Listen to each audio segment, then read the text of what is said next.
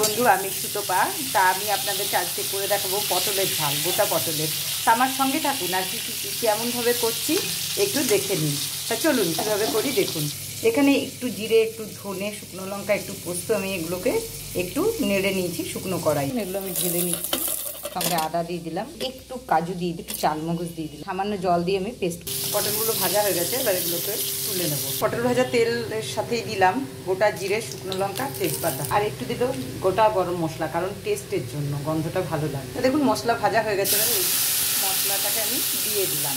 ফোড়নটা ভাজা হয়ে গেছে, এভাবে নাড়াতে হবে। এর সাথে একটু টমেটো কেটে দিয়ে দিলাম, এর মধ্যে দিলাম একটু হলুদ গুঁড়ো, আর দিলাম একটু কাশ্মীরি লঙ্কার গুঁড়ো। এর মধ্যে দইটা দিয়ে দিলাম ফেটিয়ে, পরিমাণ মতো নুন দিয়ে দিলাম, চিনি দিলাম স্বাদের জন্য, ব্যালেন্সের জন্য। তা তেল ছেড়ে দিয়েছে, এবার পটলগুলো দিয়ে দিলাম।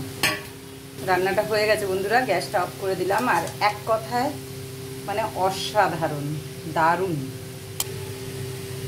এই পটলের তরকারি দিয়ে আপনারা রুটি, ভাত, লুচি, পরোটা যা কিছু খেতে পারেন। আর দেখুন খুবই সুন্দর হয়েছে বন্ধুরা, দেখেই বুঝতে পারছেন। আর মশলাটাকে ভেজে দিয়েছিলাম যেহেতু, সেজন্য আরও গ্রেভিটা খুব টেস্টি হবে। তা আপনারা ওইভাবে করবেন, খুবই ভালো লাগবে। একবার করে দেখুন না আমার মতো, খুবই সুন্দর লাগবে। তা এখন এইটুকু, আবার নেক্সট ভিডিও নিয়ে আমি আসছি। ততক্ষণ আমাকে সঙ্গে রাখবেন, সাবস্ক্রাইব করবেন। টাটা।